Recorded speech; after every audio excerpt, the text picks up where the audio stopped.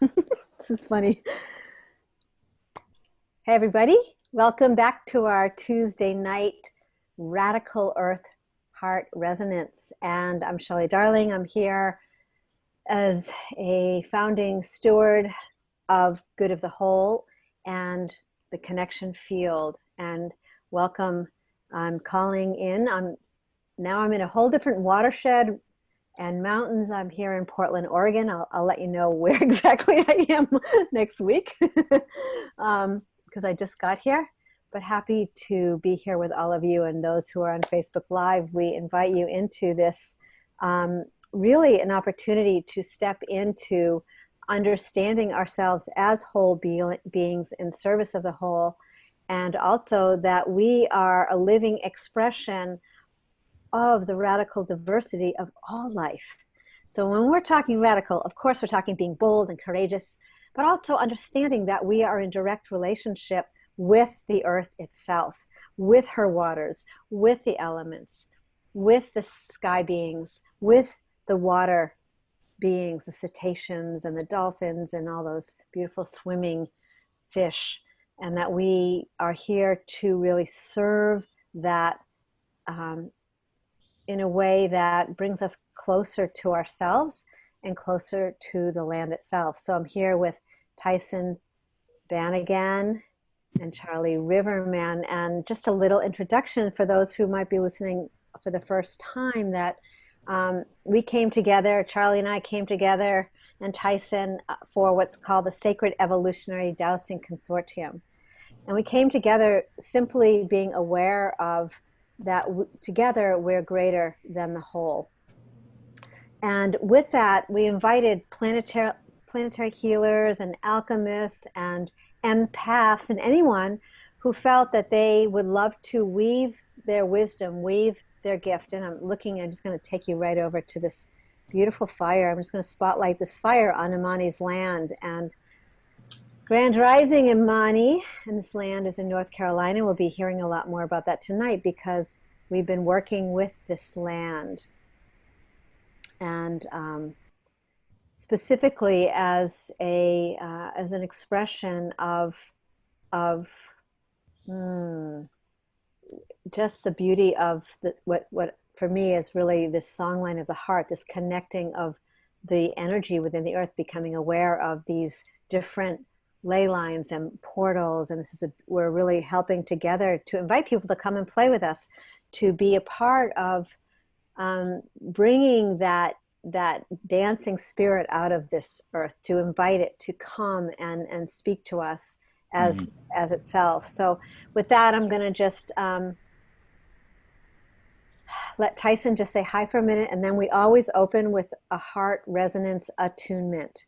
And lately we've been calling it an intunement, but we invite you to really come into deeper song and prayer. And maybe after that, Imani, if you feel like you want to bring your voice and the voice of the land that we've been working with for 3 weeks, that has become so beautifully lit, and Bear Medicine has shown up, all kinds of things. So with that, Tyson, do you want to just say hi, and then Charlie will bring us into that attunement. Hello, everybody from British Columbia, Canada.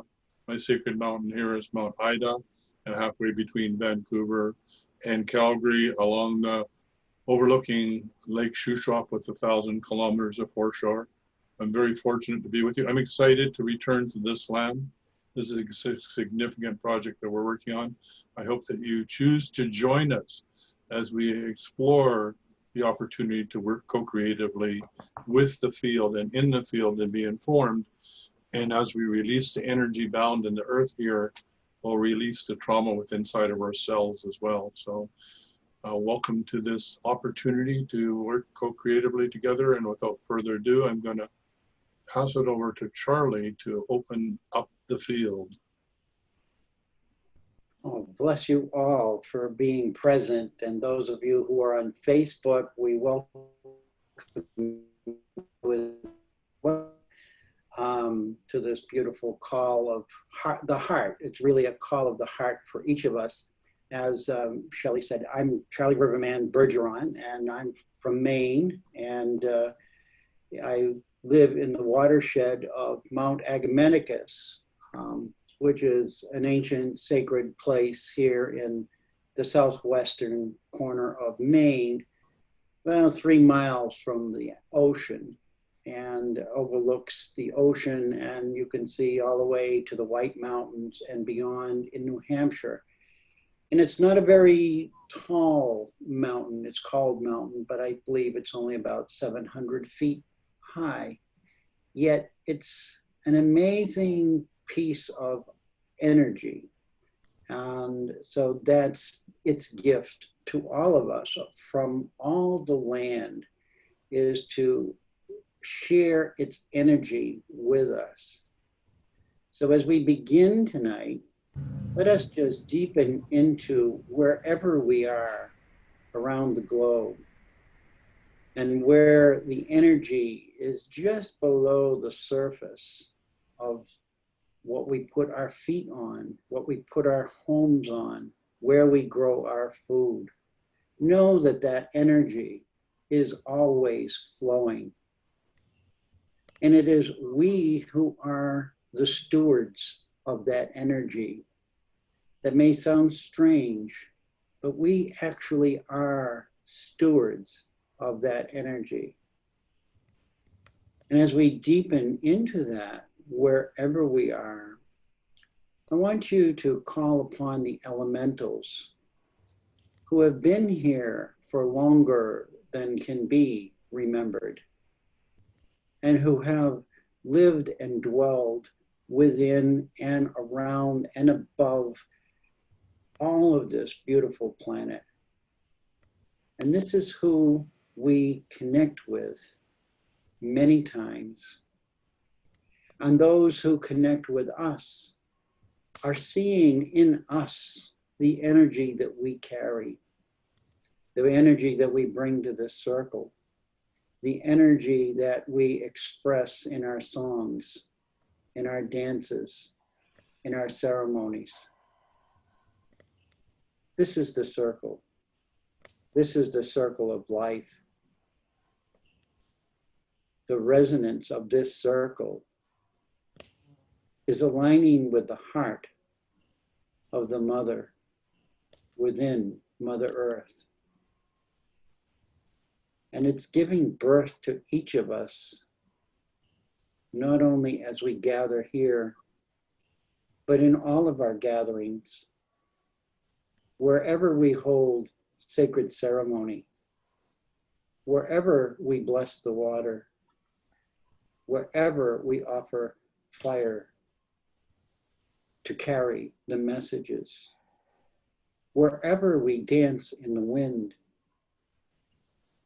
wherever the elementals are, we are one. Feel that energy just coming in.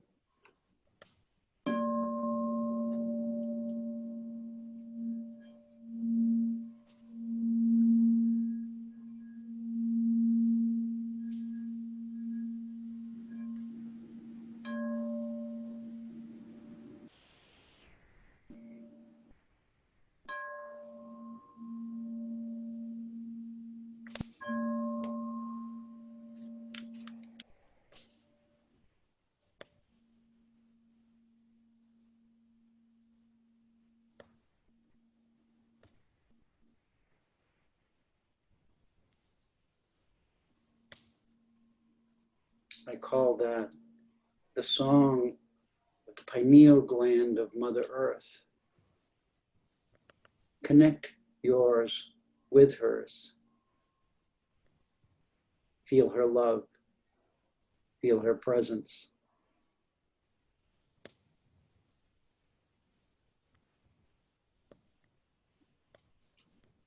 I love you. I thank you. I respect you. I am you. You are me. We are unity. And let it rock. Perfect. Here, nigga. There you go. Allow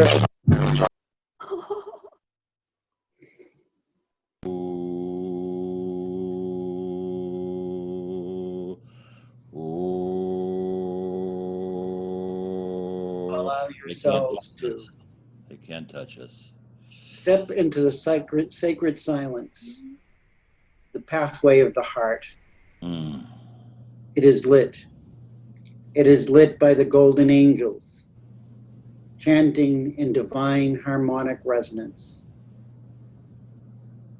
In order to find and heal all ancient wounds that are still present. Present from our original separation.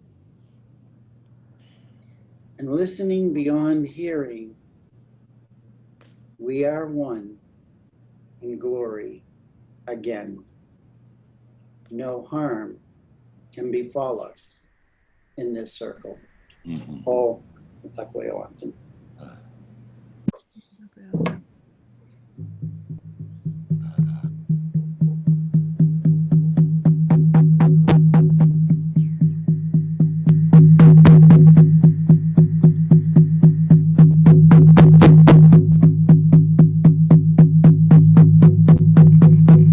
From the soul of the earth comes the food that we eat.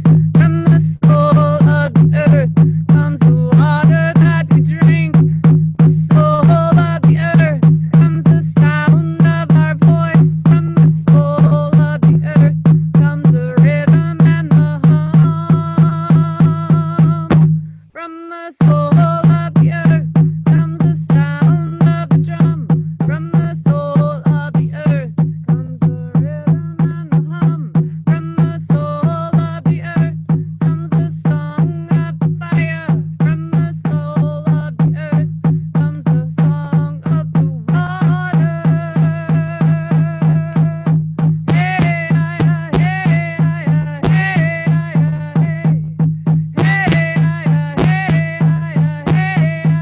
hey, from the soul of the earth comes the sound of the drum. From the soul of the earth comes the rhythm and the hum. From the soul of the earth comes the food that we eat. From the soul of the earth comes the water that we drink.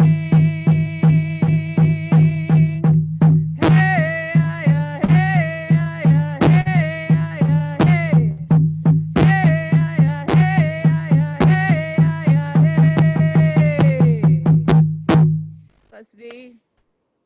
Welcome to Soul Fire Sanctuary. My name is Imani, and we are in Swannanoa, North Carolina, just outside of Asheville, in the Blue Ridge Mountains,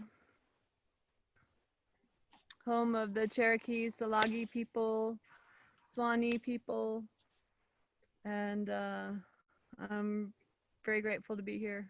The land spirit, her name is Talush Kalala, and she sends her greetings to all of you.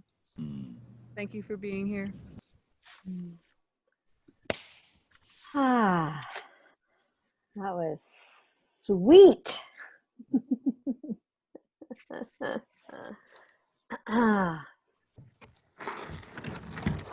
Thank you, Imani.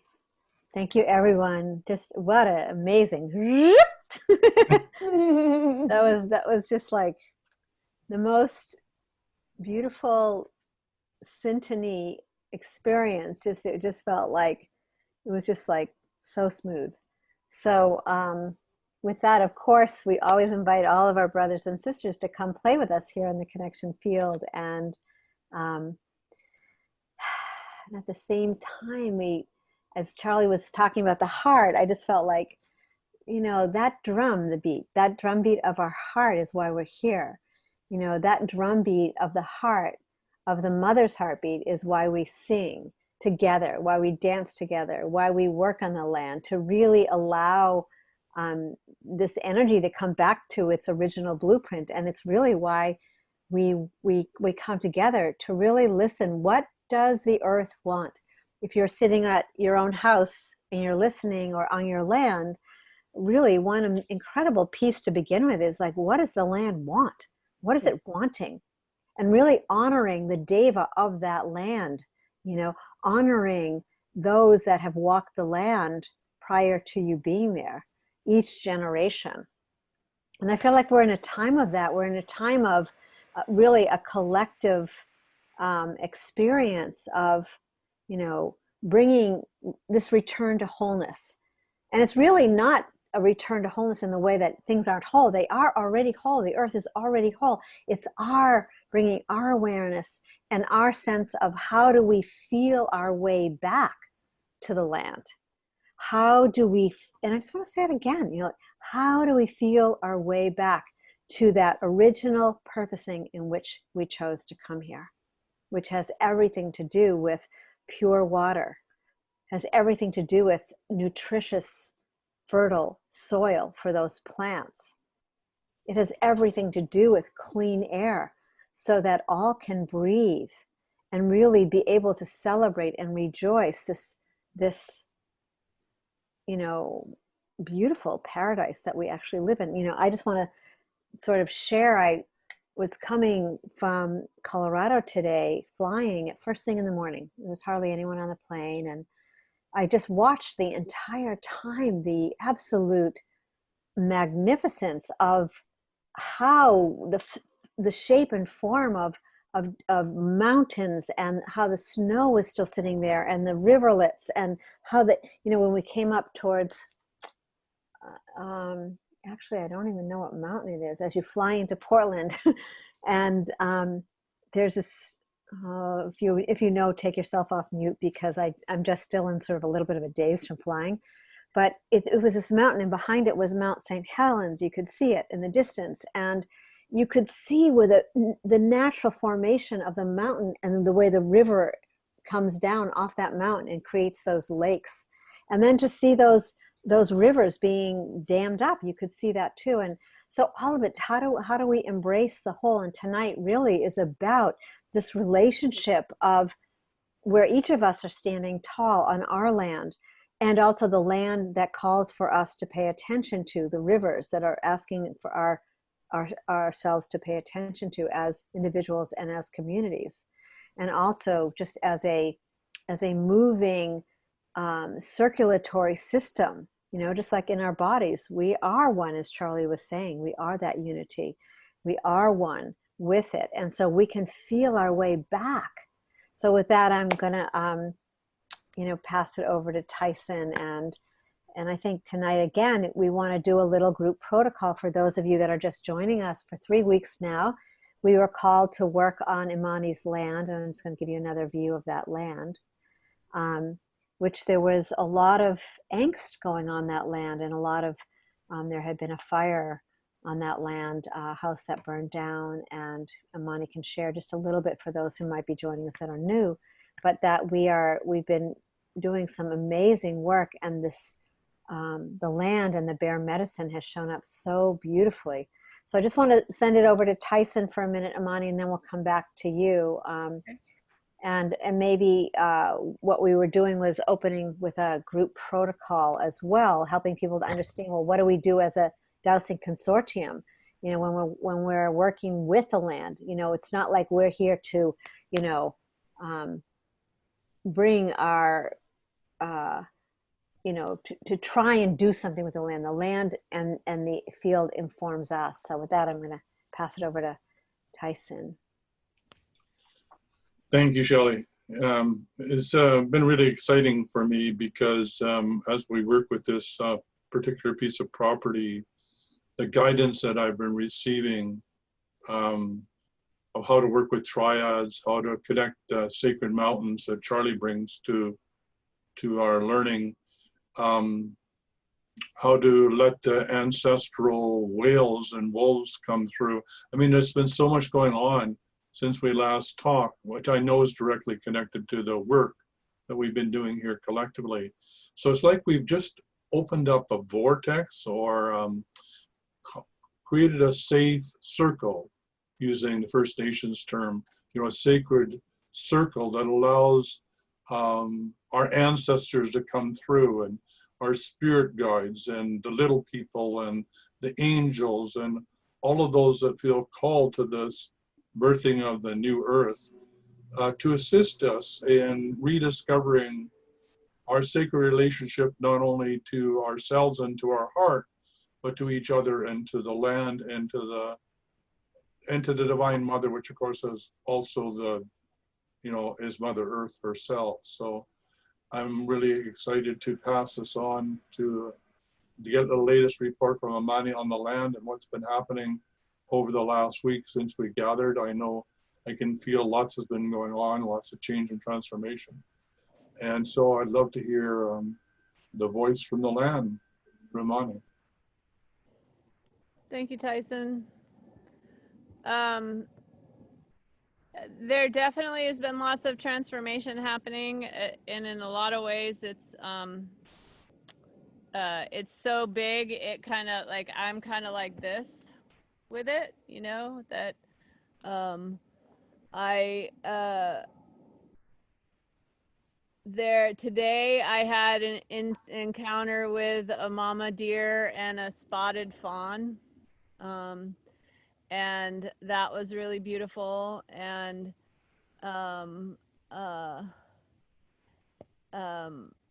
I feel like all of the things that we spoke about, as far as the connections, there's a way in which there's this like expansion and kind of like like moving to settle is probably the best way I can describe what my personal experience has been with being on the land. The land feels more settled. It appreciates what's happening because it feels like it's helping to actualize its potential within the world. With that, I feel complete.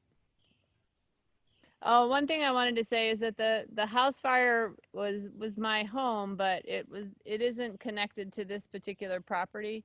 It's a mile down the road. So they're just but a part of the call for the work was like I've been aware that this place is a very powerful place. It has a huge magnitude, and I'm grateful to work with other seers because it has always felt like a lot for myself as an individual.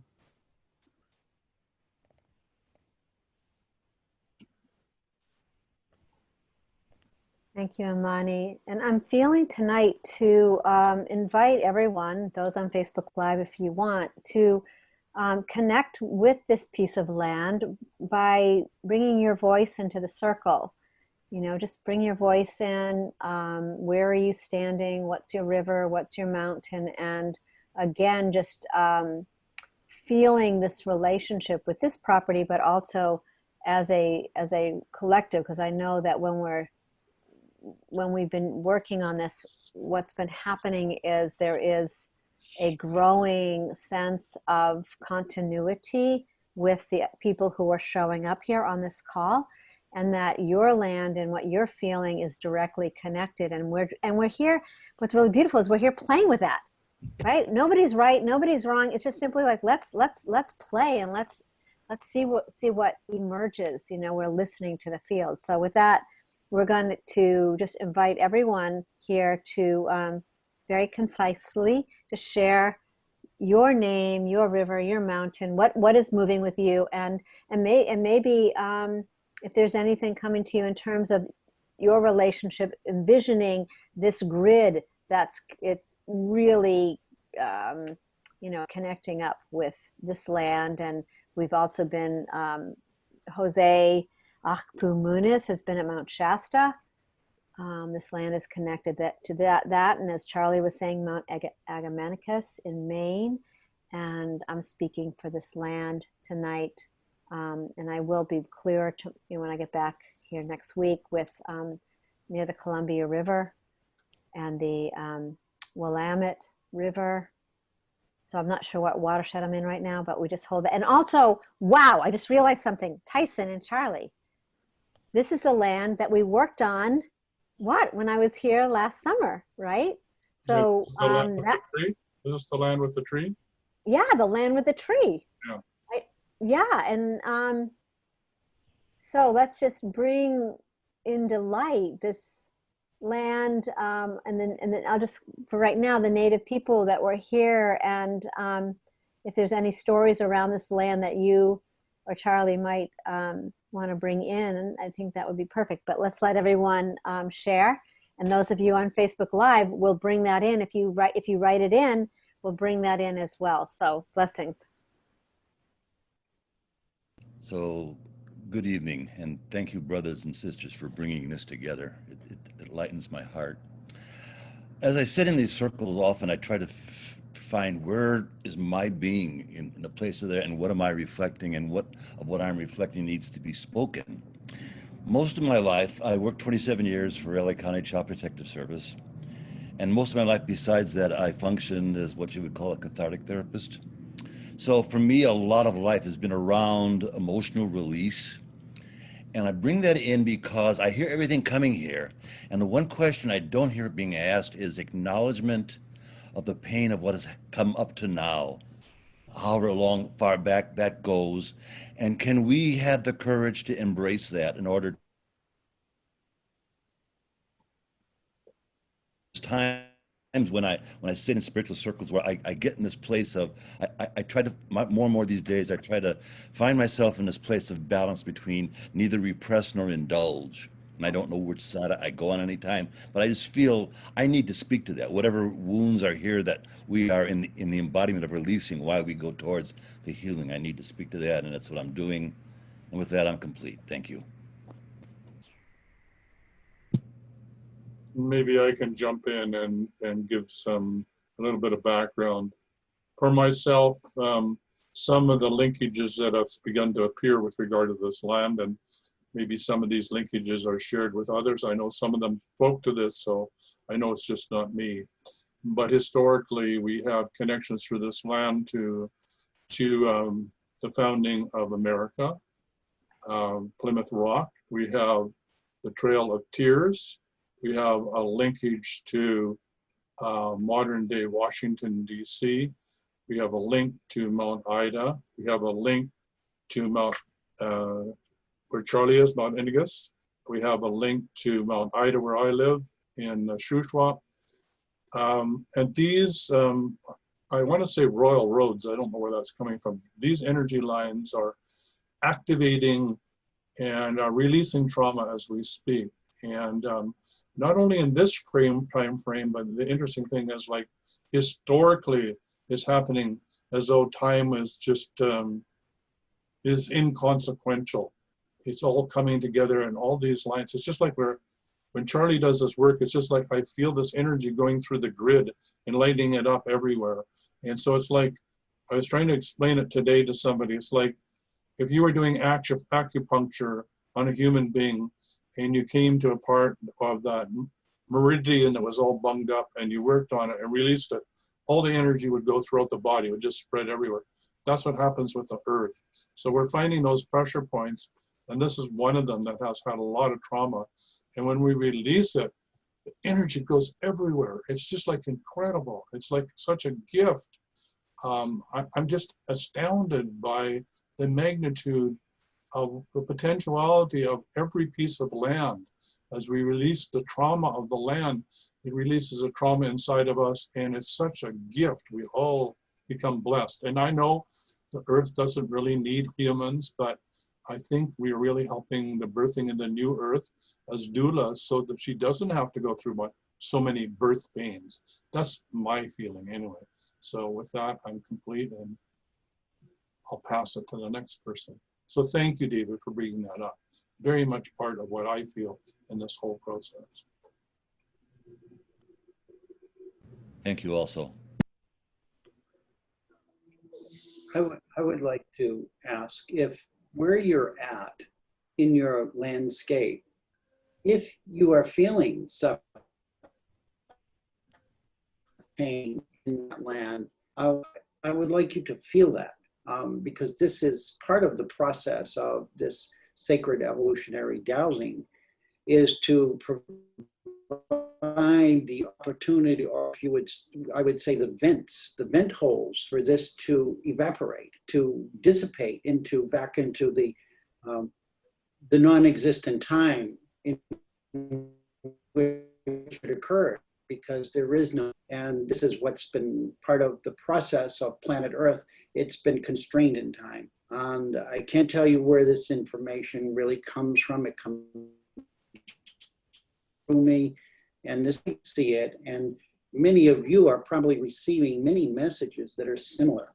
And this is what this gathering is really about, is for all of us to tap into that deeper knowingness, the one that the brain says, I don't know about that, and trust it. This is the radical earth resonance. This is what it's doing.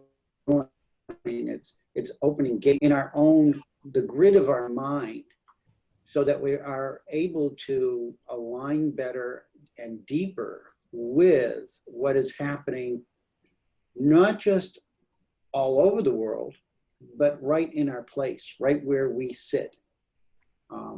So I just put that into the field to come to know your land, communicate with it, and know that this is your power. This is who you really are, that you have the gift to be able to work with it without restriction, because this is what we're called to do right now. Many of us who are on these calls and meeting each other in the fields, we're energy lines in and of ourselves. And that's the power of this collective. And this is the power of the process that we engage in. And it just opens everybody's heart. It opens everybody's heart. So yeah, if there's something going on in your land and you feel the need to express it in this circle, please open yourself to do that. Thank you. Hello. At the beginning of the call, what I noticed was a calmer feeling than before. Things felt calmer this week. That's all that came to me. Oh, I'm Karen. I'm in Arenal, Costa Rica, the Lake Arenal watershed in the Tiburon Mountains.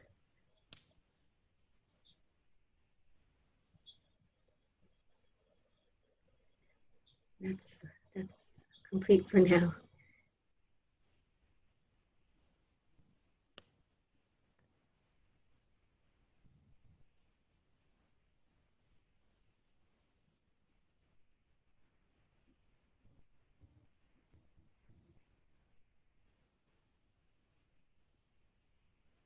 I am St. Croix Virgin Islands and the Atlantic Ocean. And what keeps, I keep feeling into is this winding water that at one time there was a need that it feels like the Voyager explored, they was moving in and out. And there was a point where someone felt like they needed to own certain grids and control certain things. So things kind of got exploited. That's what I'm feeling, some of that. That there was the water flowed at one time, it moved through its own natural rhythms. And then when the greed set in, it just, someone wanted to own the waters. And there was a stoppage to the water in that it created this, it's almost like trauma to the waters, I don't know. That's what I keep feeling. And maybe that's the trauma that we feeling. I don't know, it just feels whining. And somehow it gets stopped. So I don't know, all of these waters feel like they might connect on some level, somewhere. Anyway, with that, I'm complete, thank you.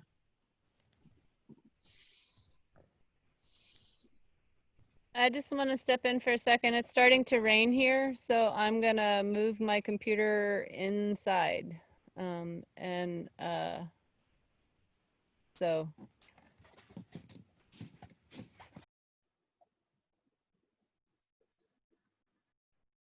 The waters of purification.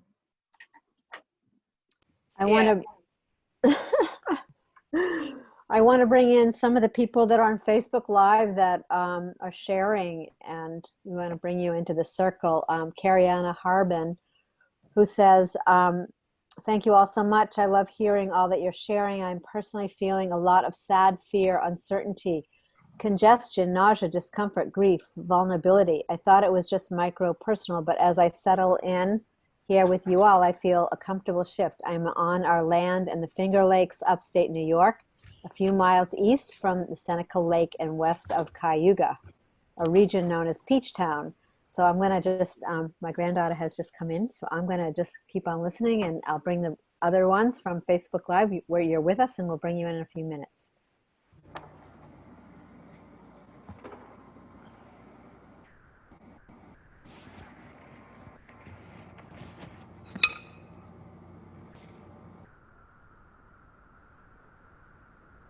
So good evening. I apologize for being late, trying to get the thread of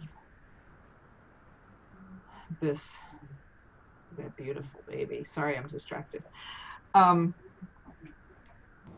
So I'm in Northwest Indiana. There are no mountains at all. Cornfields around me. My closest mountain, I don't know where it is. And my watershed is the Little Calumet River, which all eventually goes into Lake Michigan. So from the, it seems like there's some grief, some pain that we're picking up from the earth. I'm not sure if I followed that correctly, but I think I caught it yesterday more than I did today. And I went out for a walk today, and it started to rain while I was walking. And I was here, there was a tree along the way that was, you know, just the naked branches. There were no leaves on it. So it was in its resting period. But high up in the branch, there was I thought was a hawk. I'm not sure, because I've never heard a hawk sound this way, but it was crying out. It was like a distress, and I could see it. It didn't look like it was in distress, but what I heard was this bird call that was so unusual. And it sounded like a call of distress. And I just thought, pay attention. You know, I was out walking, and all of a sudden it starts to drizzle. And in this same day of the distressed bird, I was talking to a friend who's in Kauai, and at the very same time, she saw a cloud that was a rainbow. So the sun was shining and it was raining. And then it started to rain for me at the same time. And it just feels like the earth and all of the signs are listening to us and feeling us. And we're responding and paying attention to all of the signs that that are being given to us. So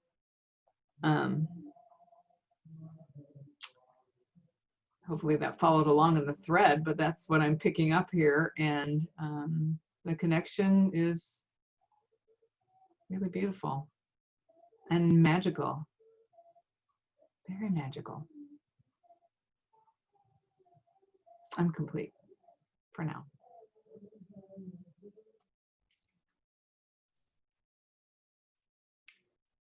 Thank you, Linda, and thank each of you. This is the call. This is the call to all of us to deepen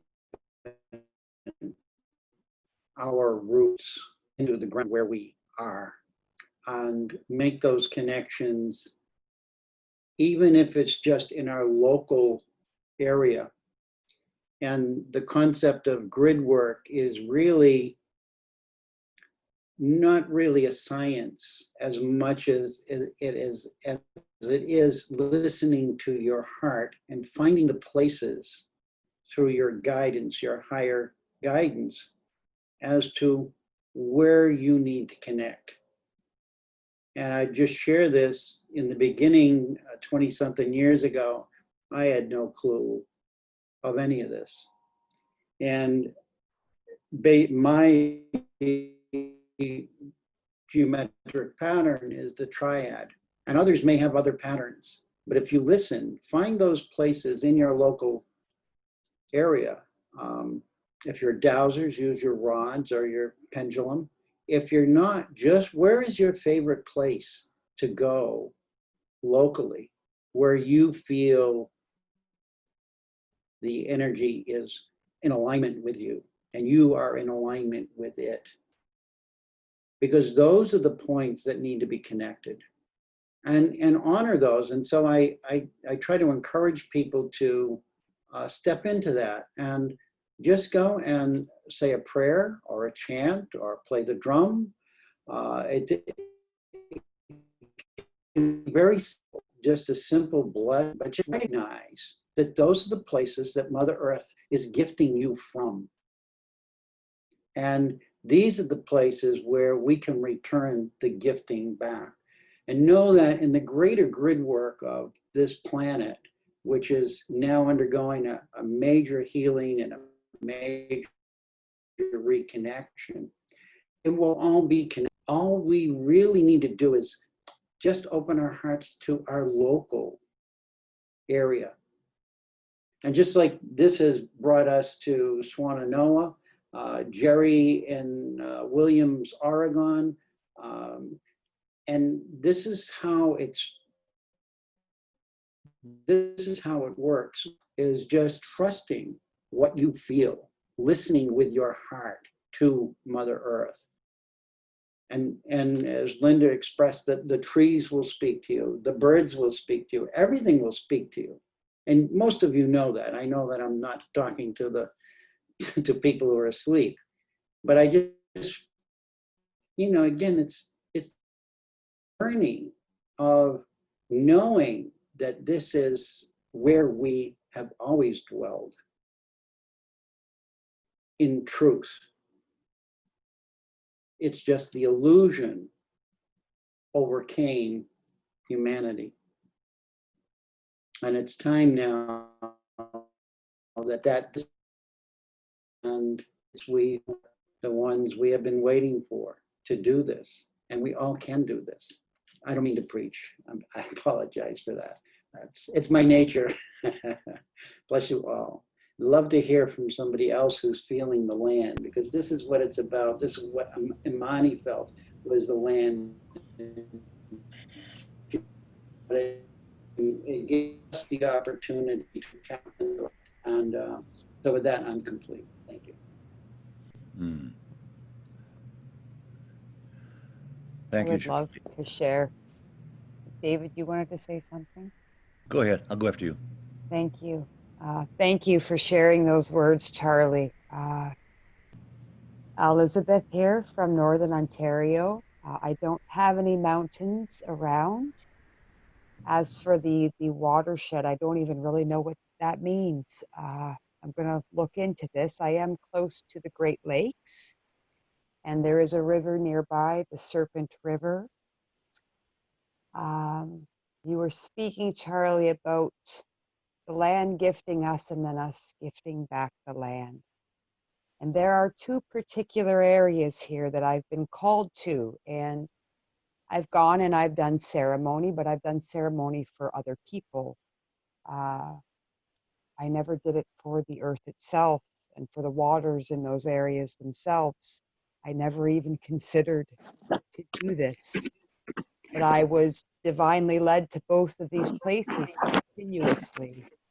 So I am going to hold ceremony for the earth and the waters and give back for which has been given. As well, Iya, when you were speaking, before you had even said the word, the stopping of the water, I could feel it. It felt like a dam. And I feel that we are that water that's been being held back, and we're going to burst through those dams and flow together again and converge. And one last thing I wanted to state was a visual that continues to be there when I close my eyes. It started in the beginning when Charlie was bringing us in, but it's prevalent. It won't stop showing itself. It's an I Ching coin, circular coin with the square center. And from that square center is a very large black pillar. And I might liken it to obsidian, but I really don't know what it's made of. But that image it just continues to show itself. So I wanted to share that as well. Thank you. Thank you all so much. Thank you for that, Elizabeth. Charlie, thank you for those images. You brought back, I did a training, training the council process at the Ojai Foundation about 20 years ago, 15 years ago. And one of the exercises that we were led to do was go out in nature and hold counsel with nature.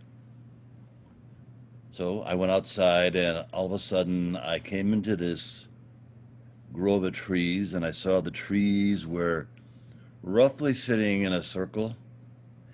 And as I entered the circle, in my mind's eye, I clearly heard a very solid, welcome, brother. I heard it, I felt it. You know? So I've had those moments in my life, and I do have them. And I have to remind myself that as I sit in this apartment in a seniors building, that I have the capacity to, nothing else with my imagination, to go out and touch those places again. And by the way, I am in Carmichael, which is just outside of Sacramento, so I am adjoining the Sacramento and the American rivers.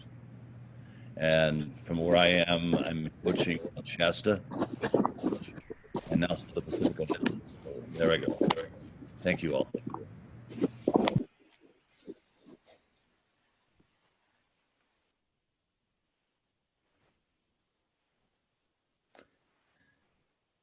I'd like to validate my experience of this land with what you're talking about, Yetihira. It's like definitely have had other people tell me similar things, and definitely feeling a control, power over thing that is old, like long time ago. And then, you know, there have been things in the recent past, but I feel like it all goes back there. And you know, one of the experiences that I have as a land keeper is that I feel all of this stuff, you know, like I have this visceral kind of experience. So I am totally like a big part of the reason why how this started was like about helping the land, but really is about helping me because I physically feel some of these you know, I'm a part of this environment. So I, Tyhson, am very inspired by how active the land is and active the field is with you. And I am really interested in anything that the land has shared with you.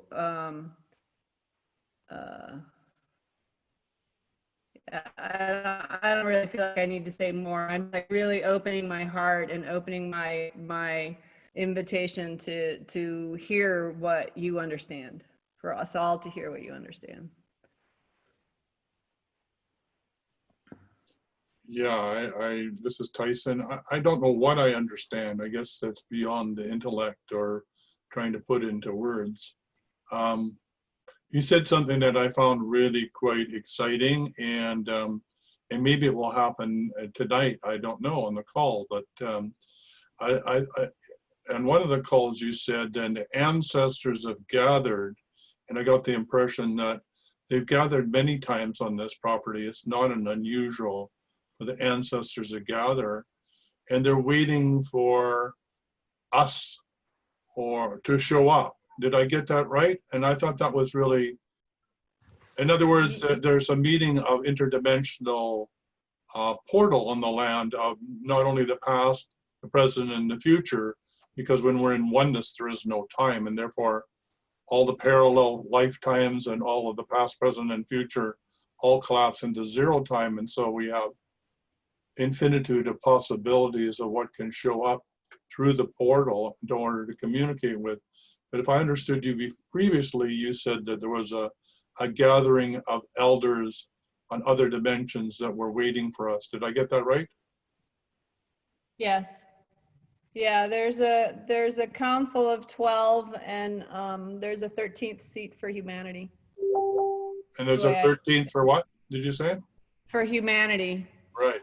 Like for like and like we can all have the experience of that single seat. It's but it's, you know, the invitation is for humanity to step into that seat. Interesting, interesting. It reminds me of the Crystal Skull gathering in Sedona, where we had the Mitchell Hedges skull in the center on a returning dais, and there was 12 of us who were invited to sit in a circle, and then the crystal skull was rotated so that you got to sit with the crystal skull for a period of time, eye to eye, you know, crown chakra to crown chakra, third eye to third eye, and then it would move. So there's something about either being in the center or receiving the energy from the center, which can be really, really profound. I know with the crystal skull, it was just like, there was so much energy in that tent, and it was one of those circus tents with those big, big rods driven into the ground. There was so much energy, the whole tent was vibrating, and it was pulling the rods out of the ground. There was so much energy that 2 jets were scrambled and flew over because the energy signal was picked up on whatever electronics they have. So I know when this happens in a council of 12 with elders or crystal skulls or other dimensional beings, that some real energy could get moved, both within us and collectively, energetically in the landscape and with each other. So that's a bit of what I know, and I'm open to whatever shows up in whatever way. So with that, I'm complete.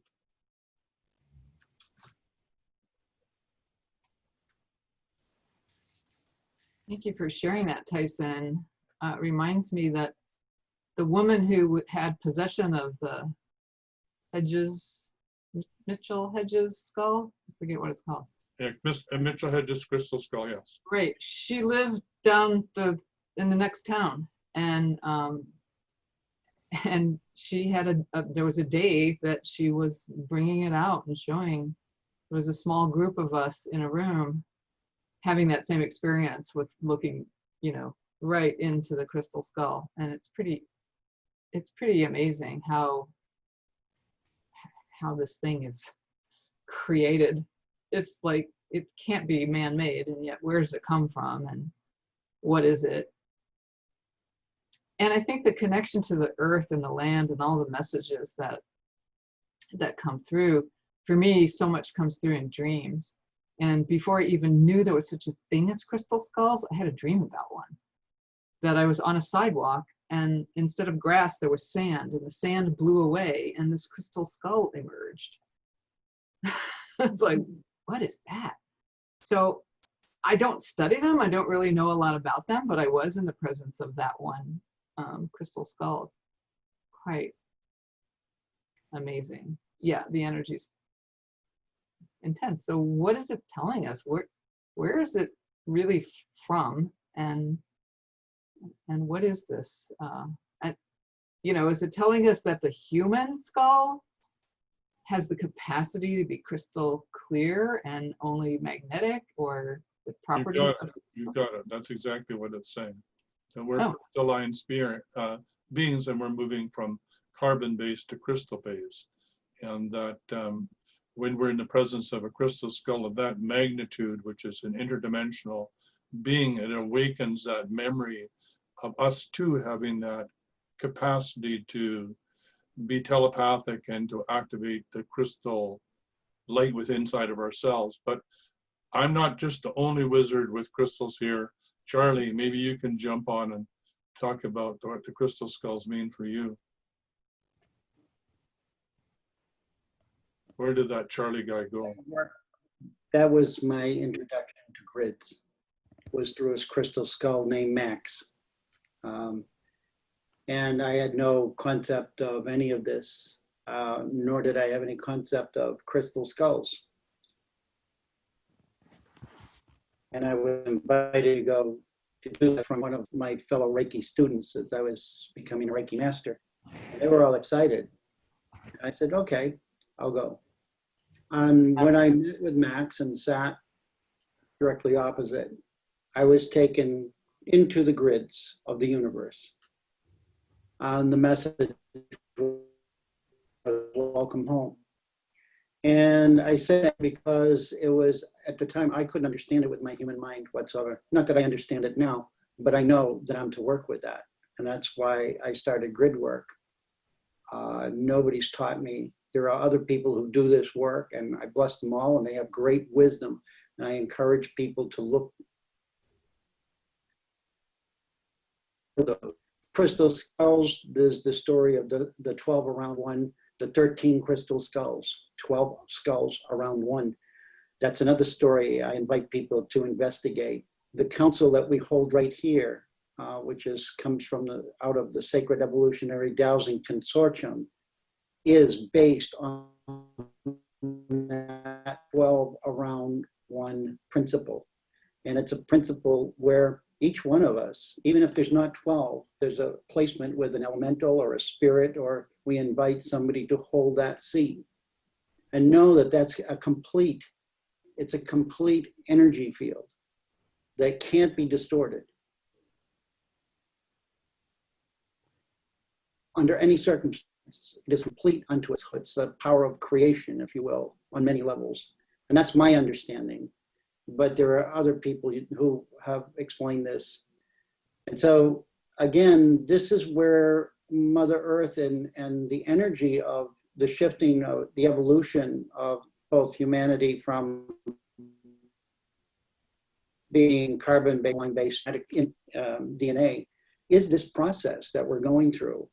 And it's we who are gathering now and listening to not only our ancestors' stories, but creating new stories that are actually working with planet Earth, Mother Earth, and the galaxy in order to bring this about. So this is a really deepening of us, both individually and collectively. And how we do this is unique to each one of us, as each one of us sit here in this circle, and we're very unique. We're very unique. We're not two, there's no us that are the same. And that's the creation.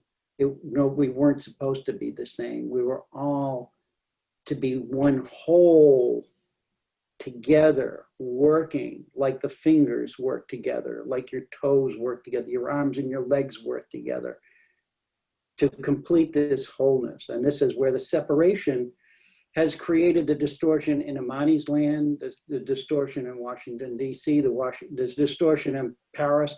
And as Ia spoke earlier about the water, it was really about the wells. Because even where you don't have a flowing river, there's a spring somewhere. There's water right beneath your earth. And the original dowsing was to look for water, because they knew you find water, you have life. No water, no life. And when we were all indigenous tribes, that's what we followed, was the water. The water was the sustaining force, the sustaining energy of all of us.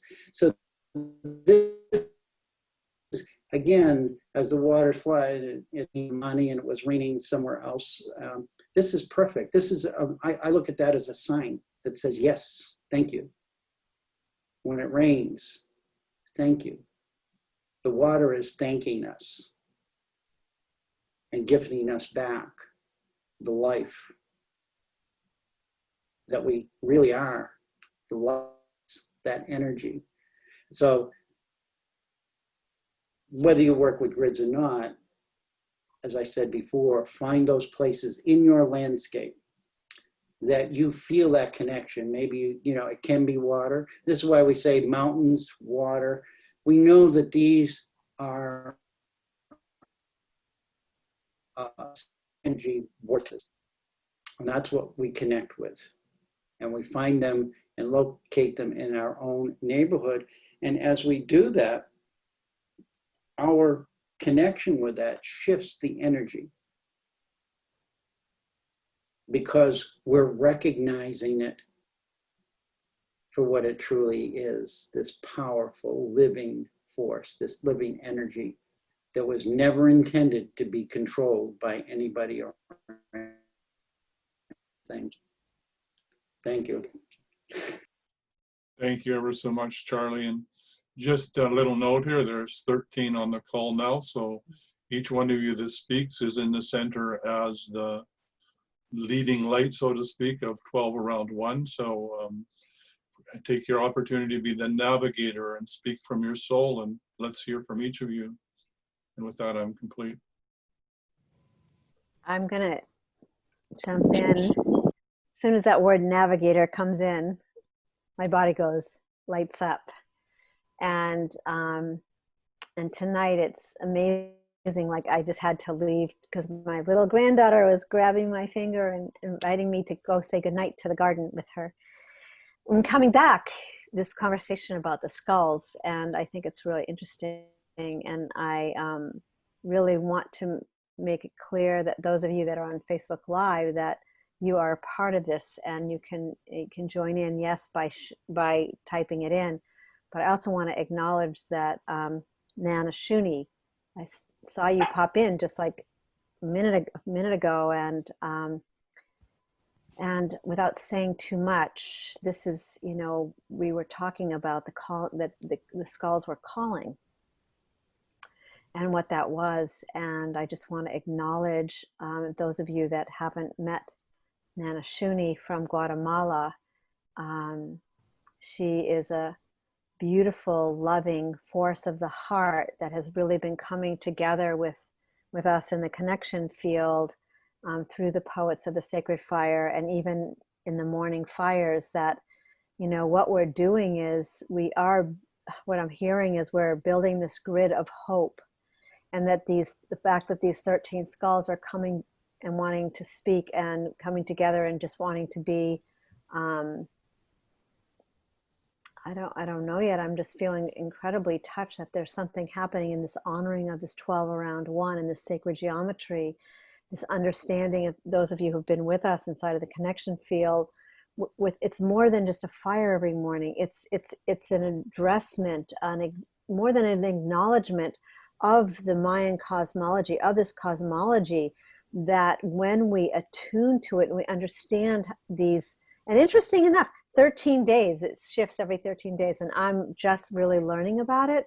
But what I'm feeling is, from being in the fire, I think it's 110 days now, something like that, that this fire has been burning, and these elders have been coming in and holding this with us, that we are uplifting, and this sense of hope and galactic harmony and peace and love.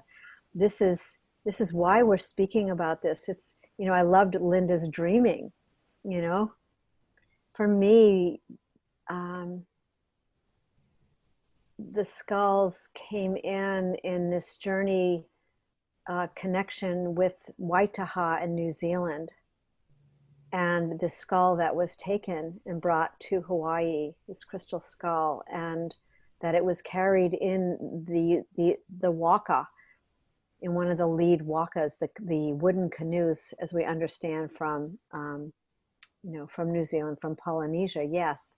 And they also came from the Americas. So there's something moving here. And this is the invitation to not squench it with your mind, but to open up to what it is, this crystalline frequency. So Nana Shuni, I don't know if you're willing, but if you want to come into the Zoom room, we would love to have you. And if it's the right time. And the one thing that she did speak to me about was, you know, when it's the right time, those skulls will speak. And when it's not time, we hold the field with them, that there is something moving in this lighting up of the grid.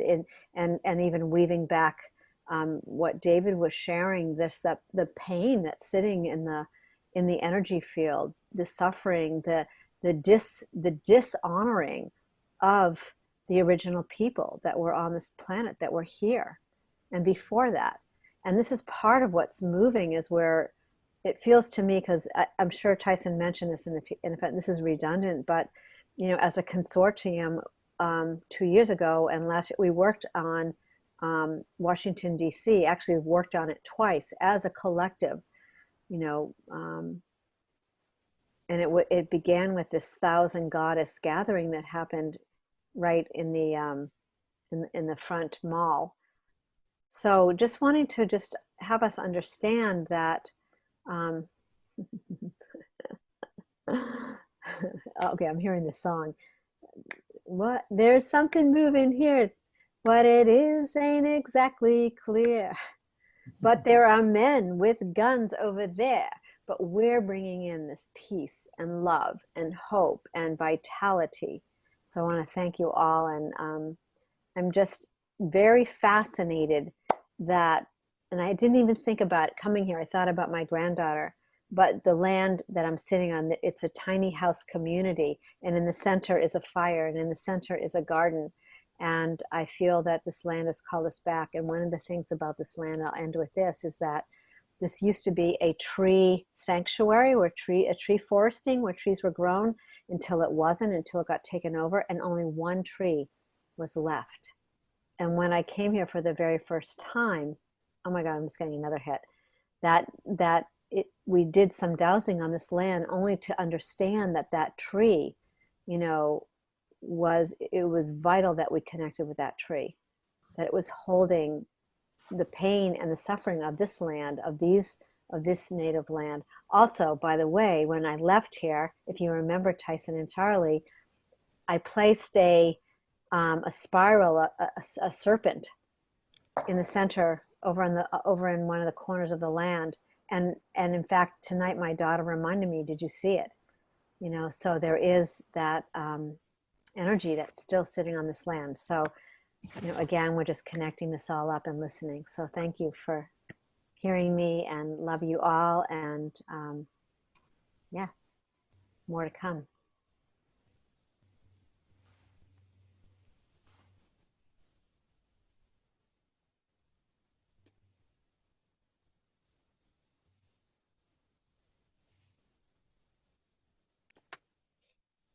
Greetings, everyone. This is Shelley here from Alaska.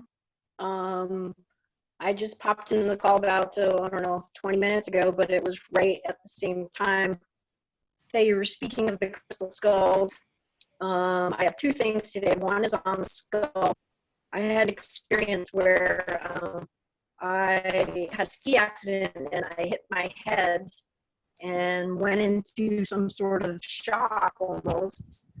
And I remember thinking to myself that I could go down this parasympathetic shock, or I knew exactly what to do.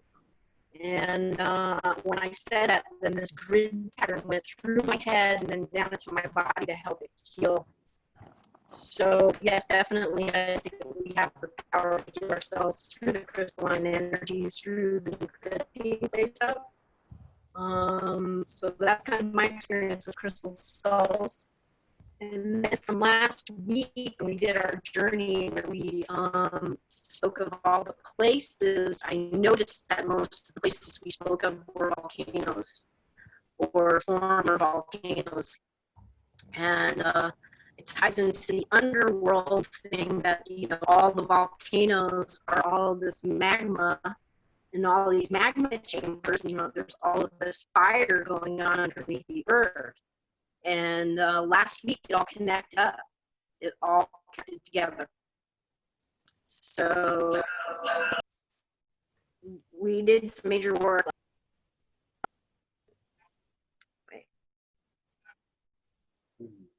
So yeah, we did some major work last week. That's what I have, volcanic.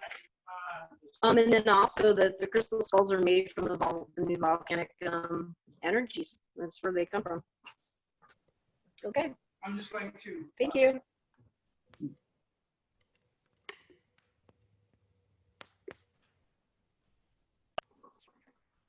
Good evening, everyone. This is Claudia. I just am amazed at the divine timing always. I hadn't been on since this early afternoon, and I decided I was called to pop in. And here we are talking about crystals. And I've been playing and working with crystals since I can remember, since I was a little, collecting them. And one of the things that triggered when Shelley was talking, she mentioned Nanshuni and the Guatemala connection. And I started to think about the initiations that we do when we're going to become Ashkis, Mayan timekeepers. And there's so many different sacred spaces that we have to go to visit. And I think that these crystal skulls are very similar. It's like the resonance, the vibration that each of these sacred places carry is there and is different for everyone. So say what I need or what Charlie needs, what David needs, what Linda needs, what Elizabeth, Jared, what we all need is different. And I think, again, these different locations like the skulls just keep raising our vibrations and bringing that energy to us. And as we visit the different places or as we connect with the skulls, they bring us that healing or they bring us that awareness, that next enlightenment for ourselves. So I'm just very grateful again to have popped in and great divine timing. So I just wanted to kind of make that connection. It seemed really important. Again, the sacred spaces with the energy of the crystals. So thank you. I'm complete. Thank you very much for that. And most of the major crystal skulls all have come from a Mayan ceremonial site and are connected with sacred geometry, which is when you attune and do ceremony before you enter up into the Mayan sacred site, you open the portal and you ask for permission to commune with the Lords of Light that still inhabit and use that conduit to speak through. And the crystal skull, as it travels, is still an ambassador of that sacred site in which it was connected to. And I think part of it is that what came to me was really their intergalactic portals themselves, connecting to intergalactic sacred sites, which are again portals to home stars and home stations of other terrestrial beings. Then I'll throw one more wild and woolly idea out. I've never seen this written anywhere, but I get the distinct impression that every group of people that went through ascension on this planet, and there were many of them, that all left 13 crystal skulls. So there are like a crystalline library of each civilization that when we're brought together bring about a wholeness and great understandings of what preceded us in the evolution of consciousness on this planet. So with that, I am complete. This is Amani. Tyhson, that brings up to sharing that I received when I over the years of 52 skulls, and that 4 times 13 is 52, and that, you know, there's yeah, I just feel called to bring that forward. 13 in each direction.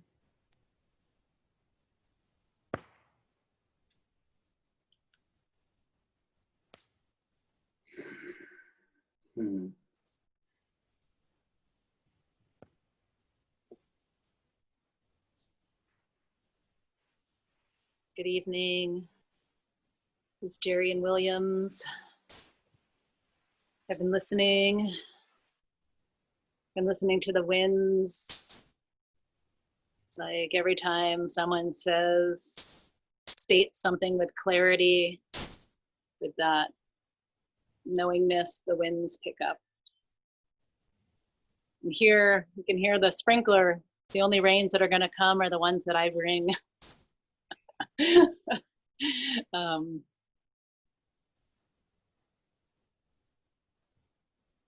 I just want to acknowledge the beauty of this work and all that's been shared this evening. And last week, really feeling some things unwinding from Imani's land, because I've spent time there and over time, and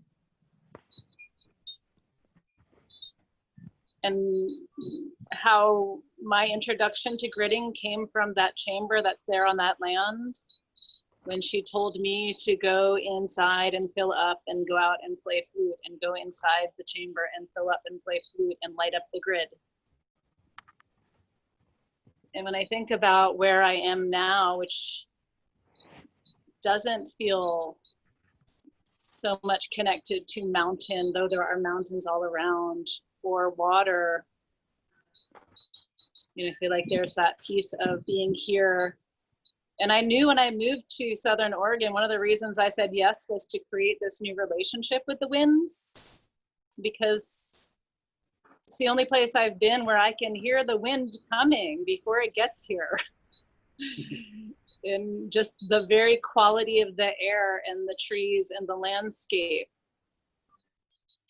And so I just I'm gonna remove just because I keep hearing other people saying that. And I'm like, and so I bring the winds to this gathering tonight. I bring this place, which someone said to me that that these are ghost volcanoes, and that this is the way that it's constructed, is a dragon's lair. And I'm just so very grateful also to have been working with this piece of land for several years, and to feel this connection and this help, even as I intuit exactly what this land is asking from me. Still so very grateful to sit in council here. I'm complete.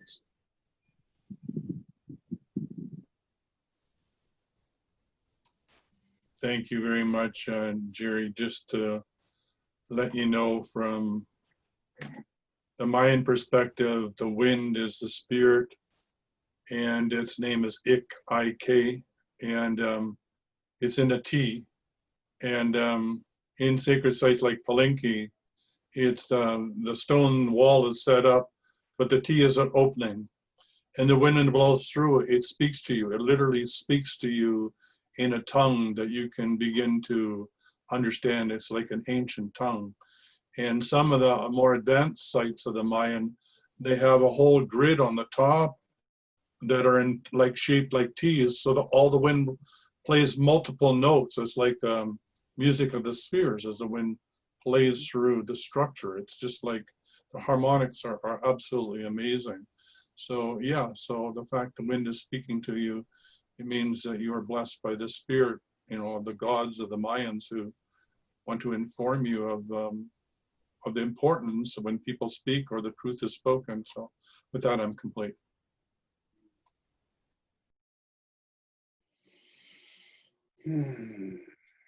That was deeply heard. Thank you so much for those words and that bit of information, which I did not have. And in my chart, Ish is in part of my birth chart and in my multiple charts. So thank you so much.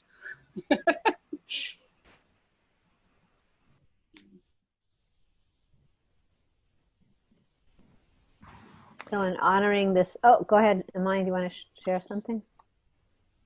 Yeah, in gathering the wood for the fire, there was this log that had a T kind of X that I was like, wow, this is really interesting. I've never seen a log like this, and I'm not quite sure if someone chopped it in particular or what, but it's clear that it needs to be in the fire. So, yeah, that was in the fire tonight.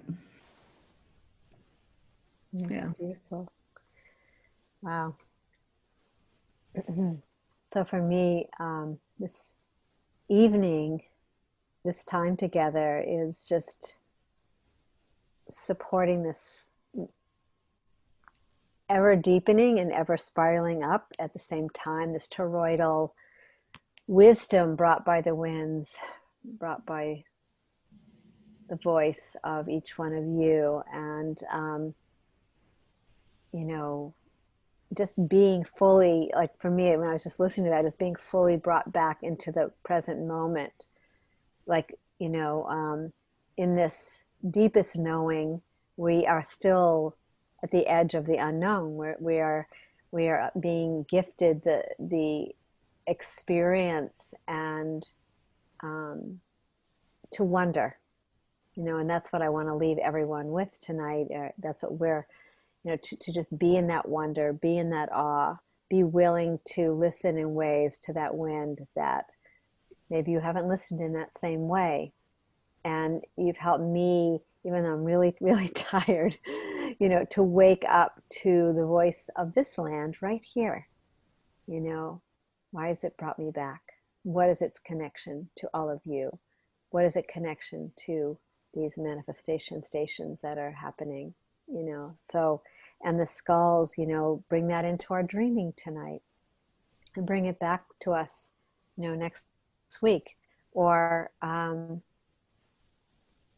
you know, you're welcome to, you know, hold with us the Sacred Evolutionary Taoist Consortium. And if it's something that you're interested, you can get a hold of myself and Charlie or Tyhson, and we can listen. Right now we're in the process of writing a book, and believe me, everything that's coming through here is really messaging that book in ways that I think that we can't imagine. That's what I'm feeling. It's like we're grounding this force of love in ways that will help so many and will give someone a pathway to this place of magic and mystery. So with that, tonight we just want to close this circle as we open into the connection field. And I'm just going to check on something really, really quickly. So hold on one second, because I've been traveling and I really need to just take a moment to see what, oops, I guess it's not even, let me see. So after this comes Daryl Bob, and this bringing the song and prayer from Canada as well. Is that where he is? I think he's in Canada. And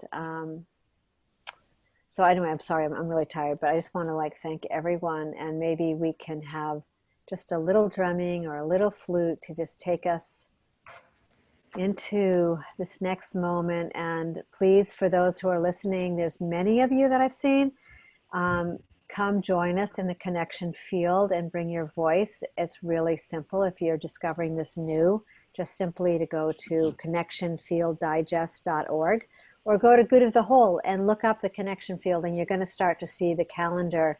Monday, Tuesday, Wednesday, you'll start to see that we're working on completing this link up with a calendar every day of these offerings. So this is just one of the offerings, and yet this is so beautiful. So anyway, just love you, and let's just, I see David's got his drum, and I don't know, Mani, you're sitting inside of the peace chamber, I think. Yeah. Okay, so let's let it rip, and we move into this next hour within the connection field. So thank you.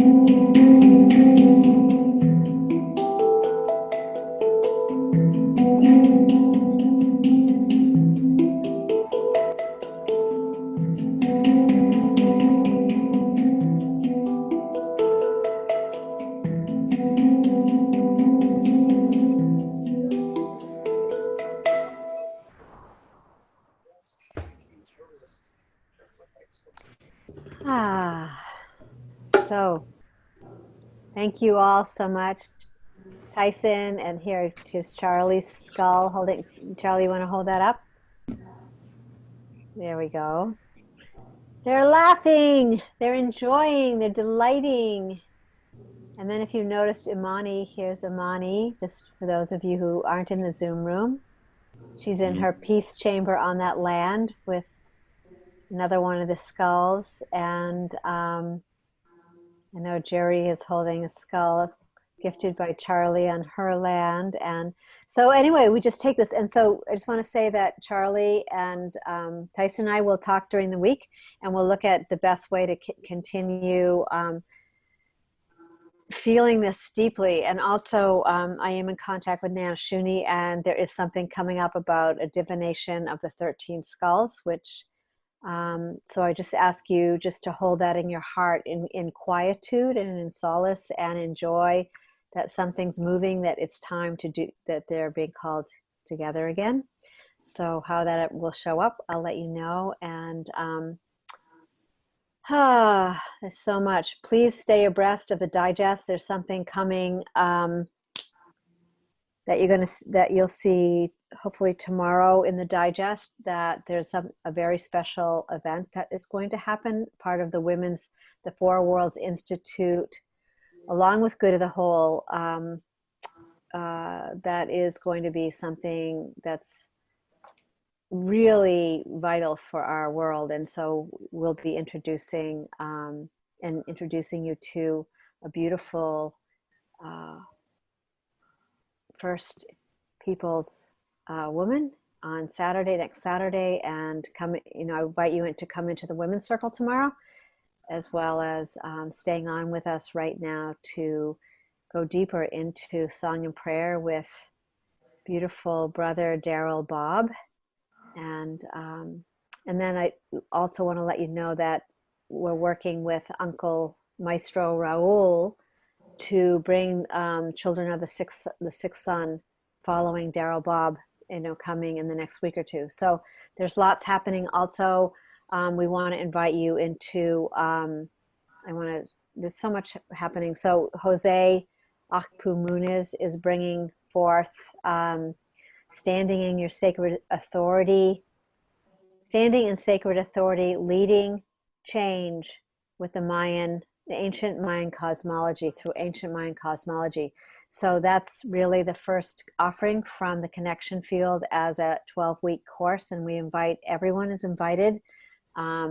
So check that out, and please, you'll need to register. And if you have any concerns, just give me a call, text me, or email me at shelley@goodofthewhole.org. So with that, thank you, Tyhson and Charlie. I know that was a mouthful, but just want to seed the field in this week of transformation. Very powerful time.